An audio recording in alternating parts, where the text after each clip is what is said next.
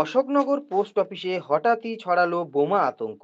আচমকাই ওই অফিসের কম্পিউটার স্ক্রিনে ভেসে ওঠে হুমকির মেল।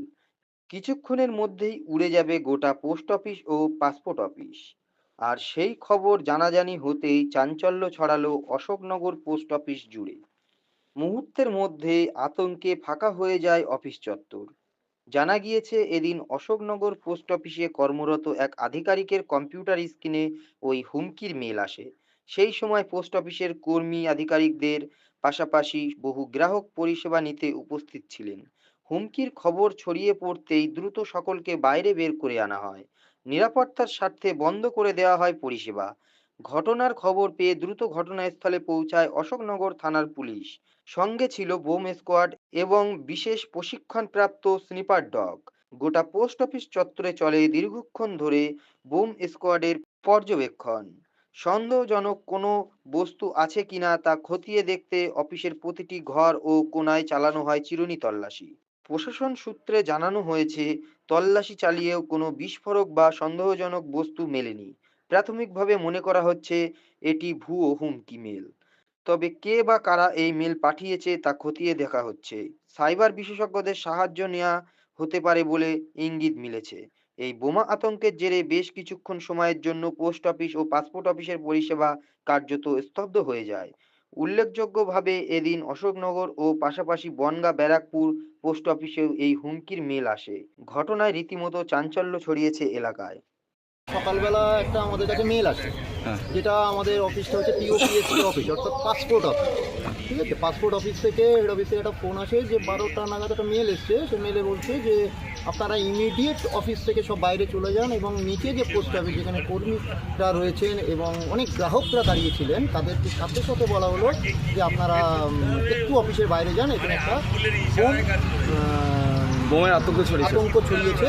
আজকে এই মুহূর্তে আমাদেরকে নির্দেশ যে আমরা পুলিশ প্রশাসনকে জানানো এবং তারা যে কর্মটা কাজটা করবে আর কি। সেইটা কি মেলে কি বলা হয়েছে? বোম রয়েছে আপনাদের এই অফিসে? না, সেরকম কিছু না, বোম আতঙ্কটা আচ্ছা একটা মানে মেল আমাদের কাছে আসবে। আচ্ছা, কটার সময় এসেছে এই মেলটা? মেলটা আছে আমার খুব সম্ভবত 12টা সাড়ে 12টার মধ্যে। হ্যাঁ, 12টা থেকে সাড়ে 12টা এইরকম একটা টাইমে মেলটা আসে। তখন কি পোস্ট অফিসের লোকজন ভরা ছিল? পোস্ট অফিসের লোক ভরা ছিল, কারণ কাউন্টার আওয়ার পুরো ওই টাইমটা। আর আমরা একদম পিক আওয়ার যেটা। আর আমরা ন্যাচারালি বসলাম, আমরা বাড়িতে গিয়ে চিঠি বিলি করছি। হ্যাঁ, এবার আমাদের কাছে খবর যায় যে এরকম পরিস্থিতি। আমরা সাথে সাথে দুইটা এলাকা থেকে অফিসে আসি এবং এসে শুনে এরকম অবস্থা।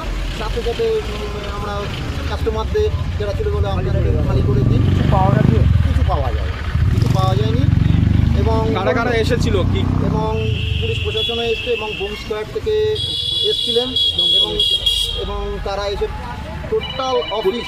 পুলিশ কুকুর ছিল? পুলিশ কুকুরও ছিল।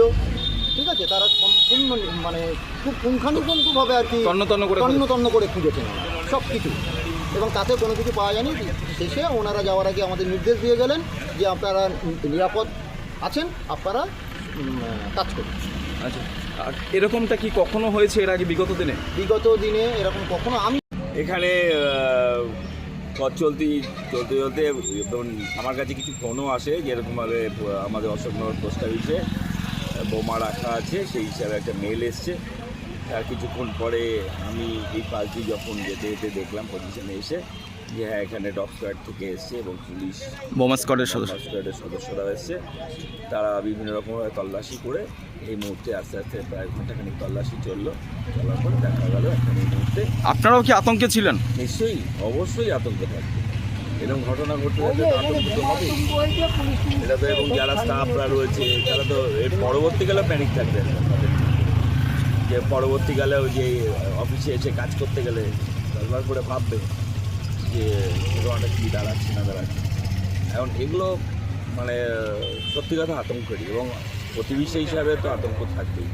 বিগত দিনে এরকম কোনো দিন কিছু হয়েছিল না? এই মুহূর্তে তো আমার মনে পড়ছে না এরকম পজিশনে কোনো দিন এরকম বোমা আতঙ্কের ব্যাপার কোনোদিন শুনিও নি। আমার জন্মের থেকে আমি এখানে বড় হয়েছি, এই মুহূর্তে কোনো রকমই এরকম আগে কোনো কিছু